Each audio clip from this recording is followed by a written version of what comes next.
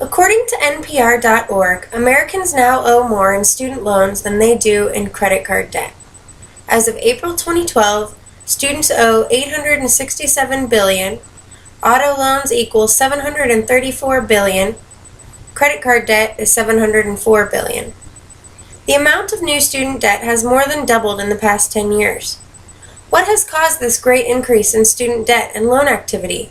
Why are tuition rates rising faster than inflation? U.S. News Weekly has declared an important causal factor has been the government. Similar to how the government sought to engineer people into houses, it sought to engineer them into higher education. Congress established Sallie Mae in 1972 to encourage banks to loan more money for college. One of the hidden features of the Affordable Care Act of 2010 is it allowed the government to loan money directly to students. The following year, the Taxpayer Relief Act extended tax breaks to student loan borrowers. Additionally, the Federal Reserve kept interest rates at historically low levels, making college loans cheaper. In the same 10 years, the cost of college has soared.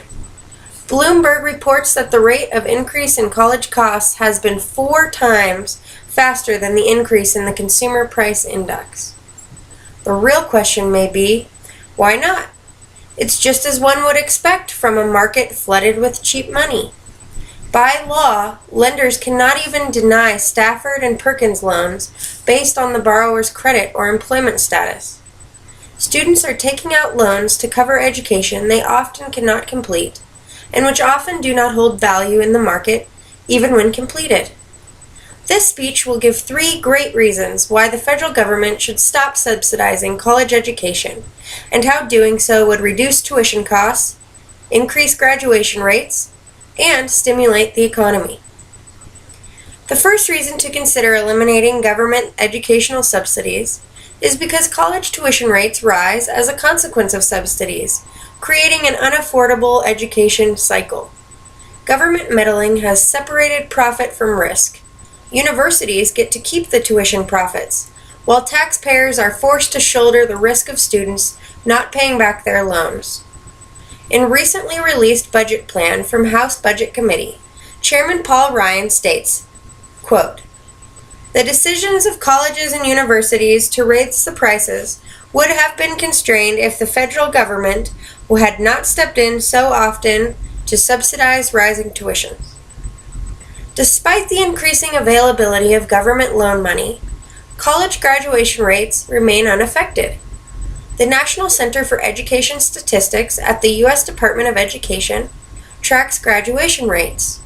Over the past 6 years, they have not wavered statistically.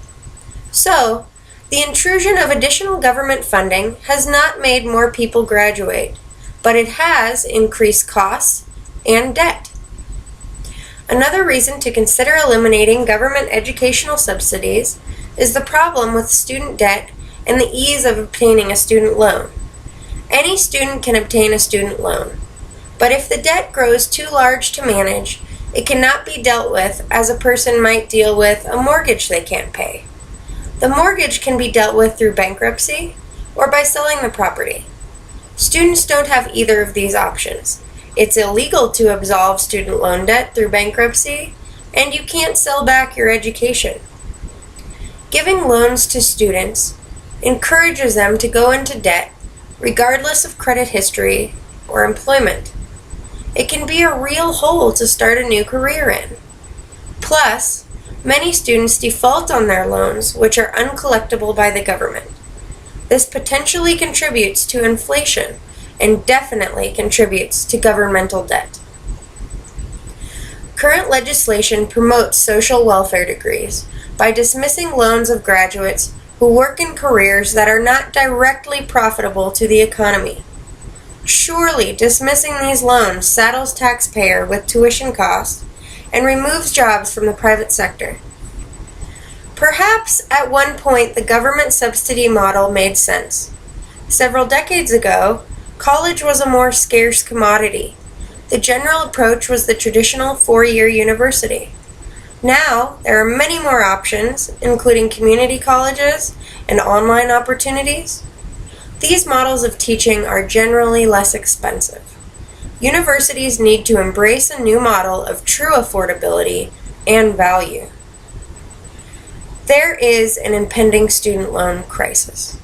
The Federal Reserve Bank of New York released a study that was a shock to many in higher education. The report found that the student loan delinquency rate is around 21% instead of the previous estimated 10%. To put this in perspective, the average delinquency rate in other consumer loan industries, like auto, credit, it's like 10%. CNN estimates that the average student loan debt of graduates is $27,000.